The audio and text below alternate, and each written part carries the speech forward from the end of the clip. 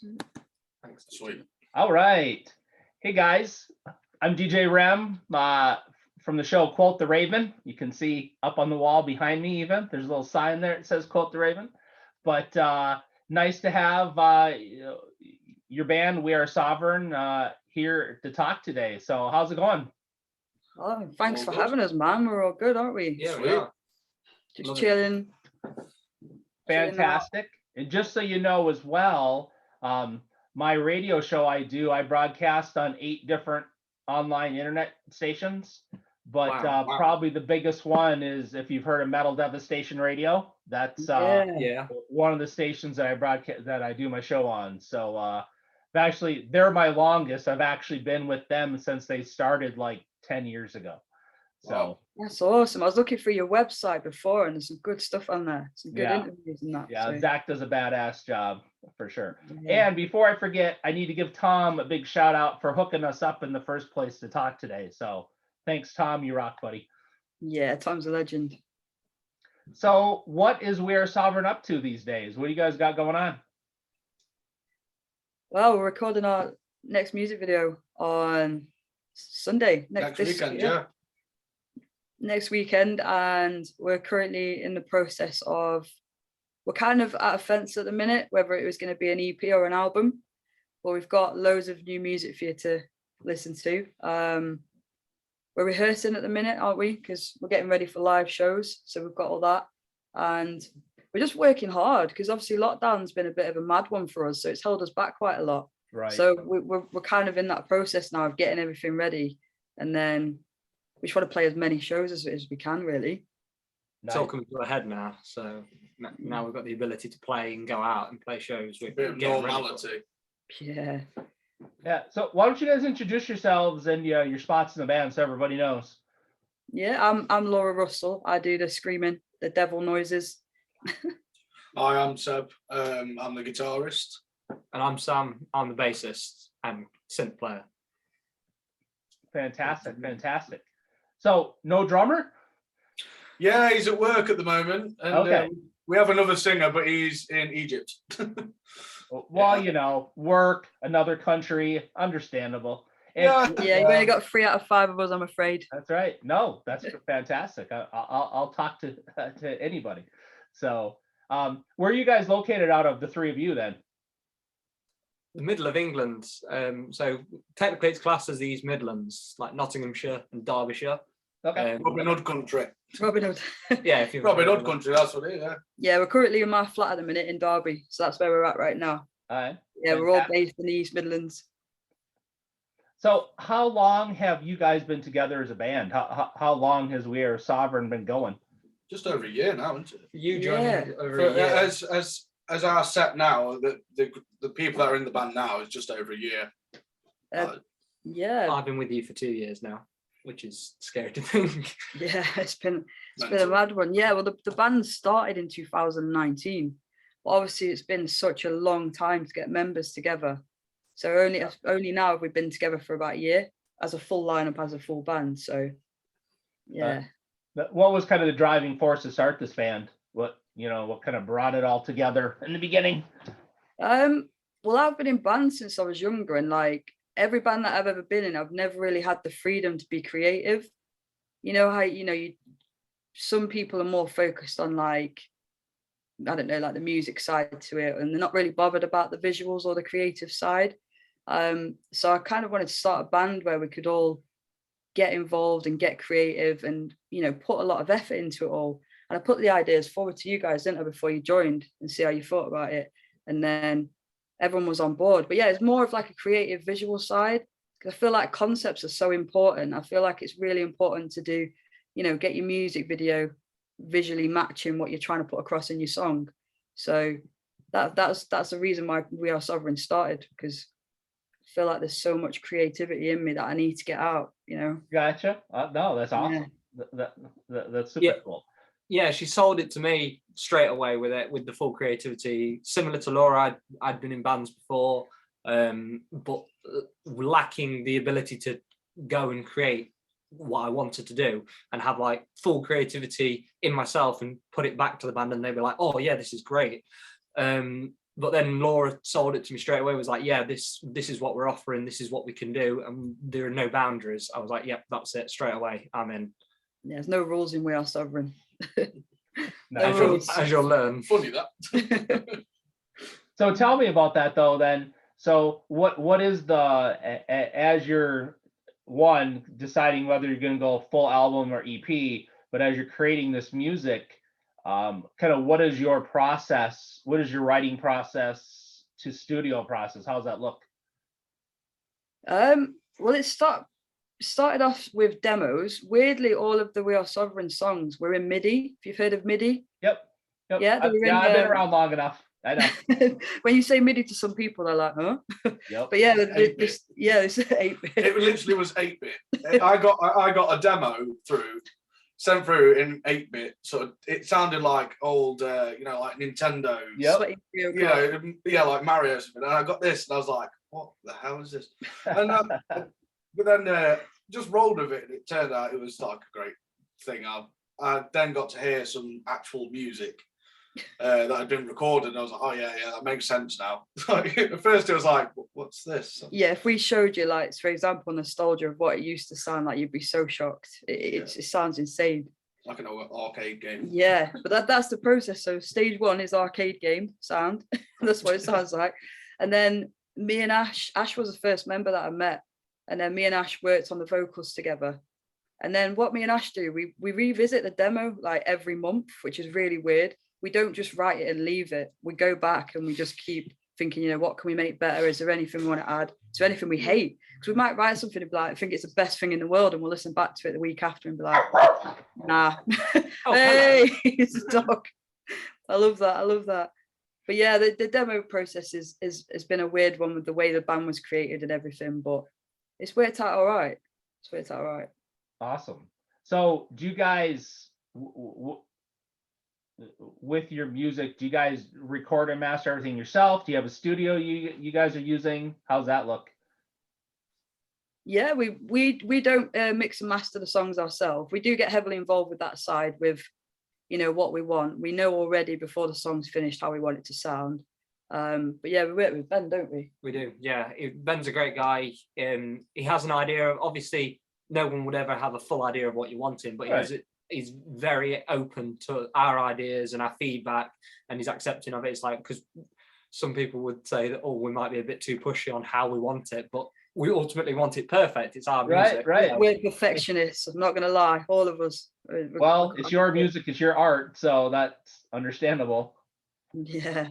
But yeah, the guy, he's pretty local as well. He's called Ben. He's actually set up his own company pretty recently called the God Hand Initiative, and they're helping like local bands and stuff. But yeah, that's the guy we work with. All right, super cool. And then how often you guys all get together and practice and just kind of roll through things that you're working on? Well, we rehearse weekly at the minute, and then we're kind of like, obviously we're all mates outside, so we all meet up like that. But yeah, we spend as much time together as we can. But we have really hectic lives. We all work, don't we?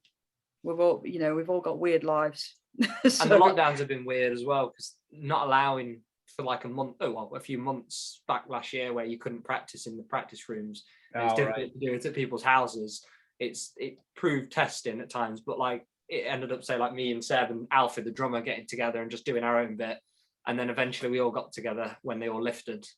So that was better for us. In between that and us actually getting COVID at different times as well. Yeah, we've all had COVID, haven't we? Had to isolate, and it was pretty miserable, to be fair. It's like things are set in place, like, oh yeah, we're meeting up next Tuesday, and all of a sudden I've got a sniffle, and I think, I'll just do a test. Oh yeah, great, 2 lines, fantastic. Well, cheers to COVID, because I actually have COVID right now. Yeah. Oh, bless you. Oh, bless you. How are you feeling? We don't have a drink, but we got a vape. So cheers. Well, not a positive cheers, a negative cheers. I can't taste or smell anything, but other than that, life is okay. Oh, bless you. Nice. Oh. You've not lost your taste then? No, I have. I can't taste anything, can't smell anything. That's vodka in that glass. Just vodka on ice. Just straight up, It's 5 o'clock somewhere. It is. Yep. Well, it's 4 o'clock here. Yeah, I was gonna say it's what, 4:30 over there probably. Yeah, it is. Something like Yeah. that. Yeah. So, do you guys have any live shows lined up yet right now? We haven't got any booked right now, but we have got, you know, venues and promoters and stuff like that that we're kind of on the fence with at the minute. So it's kind of, as soon as we're ready, we've got places to play, things to do. People actually asking, can you play a show? It's just give us a thumbs up and we'll set it up. Like, Yeah, there's so many shows coming up, but yeah, just when we're ready, basically. Right. Yeah. yeah. We want to get it right, because, and as well, we want to put as much music out there as we can, because we can't play shows and expect people to just turn up. Like, obviously you can get on shows where you know, people just come in from the outside, or you know, you can get support and stuff, but we want to build it up so that when people do come and watch us, they can connect with our music as well, because I think that's important.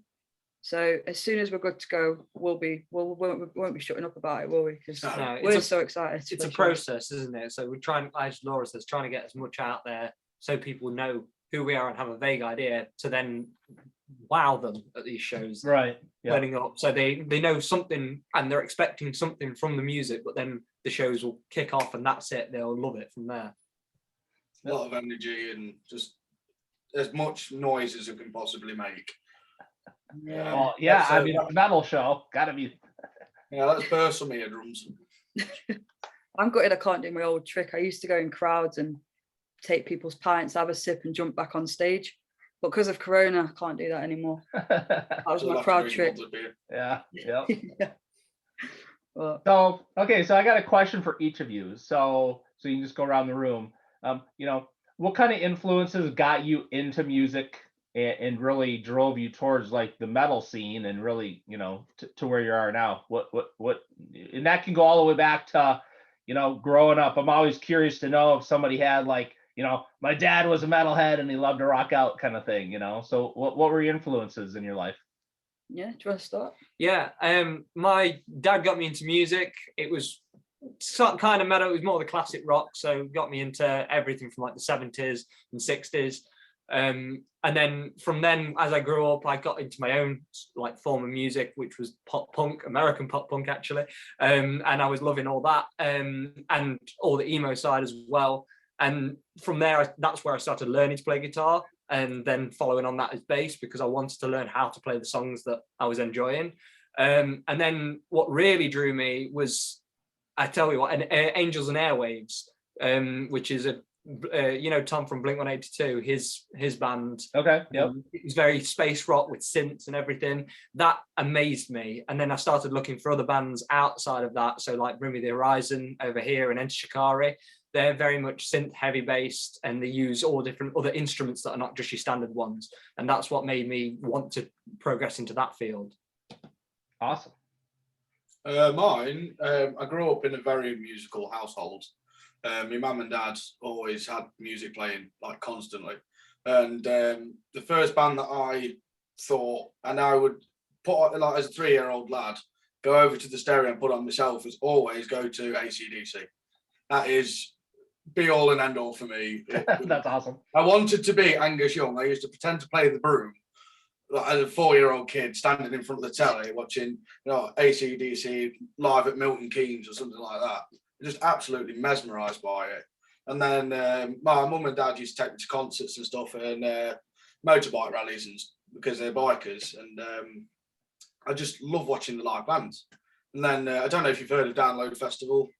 Yes, I have. Yep. That is literally just up the road from my house. So I grew up going to there every year, and I just watch people on stage and think, wow, I want to do that. And I've been playing guitar since about 4. Never had any lessons or anything. I just wanted to play, just learn by ear. So that's just watching people enjoy themselves on stage. It's just a no-brainer. That's what made it for me. Super cool. See, my story's a bit different. So when I was younger, I used to like, obviously I got into my pop music. I used to like Steps, Hearsay, Blue, Five. I don't know if you've heard of any of them bands. I used to walk around my bedroom pretending I was in Blue, and that was like an early you know, music thing for me. And then my brother used to blast out like Sum 41, Offspring, you know, Green Day and stuff like that. And that's kind of the gateway. And then I discovered a CD called Taste of Chaos CD. I don't know if you've heard of Taste of Chaos. It was like an old festival. Yeah. And that had like the Used on it and stuff like that. And then I discovered a band called Bless the Fall. And they got me into like the metalcore genre. Bullet were a massive, you know, gateway band for me as well. Tears Don't Fall is the reason that I started screaming in the first place. You know, the Let's Go bit at the beginning, that made me want to be a vocalist. But I started off with drums. That was my first instrument. And then I eventually got into being a vocalist. So there's loads of different things, loads of different like gateways, I guess. Yeah, no, thank you. Thank you all for sharing that. So shameless plug time. Where's the best place for people to go to find out more about We Are Sovereign? What social networking, what websites you guys use? So if you go to our YouTube, if you want to watch our music videos, which we'd love for you to do because we feel like you can really get a grip of what the song's about. So We Are Sovereign Band is our YouTube. If you go on our Facebook or Instagram, we have a Linktree link, which has got all of our interviews, all of our videos, all of our music.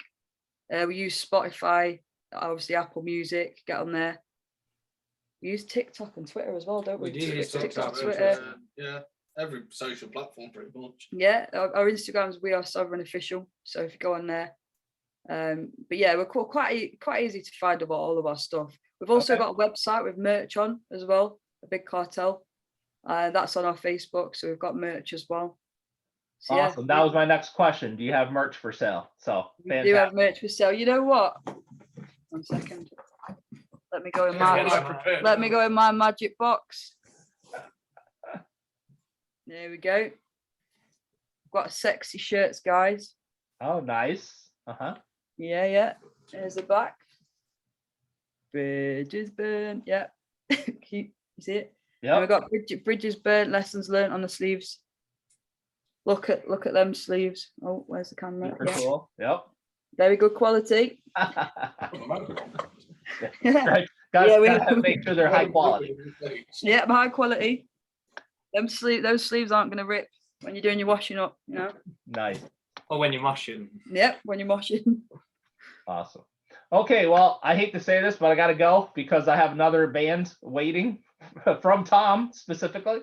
But what I'd love to do, if you guys are down, is once you either drop the full album or the EP, kind of whatever route you guys go, I would love to do this again so we can plug the album / EP, talk about it, play some of it. I mean, just, you know, all that stuff. So if you guys are cool with that, I'd love to do that. Yeah, we'd love to do that. Love it. All right, and hopefully we'll have 5 of us that time. Get all of us together. It'll be absolute chaos. Okay, well, you guys have a great day. It's been great to meet you. Thank you very much for having us. We appreciate it. Thank you. Yep, absolutely. And I'll get the link over to the video and stuff to you guys. Yeah. Thank you very much. Cheers, mate. Nice to meet you. Yep. See you later, mate. Bye. Bye-bye. Bye.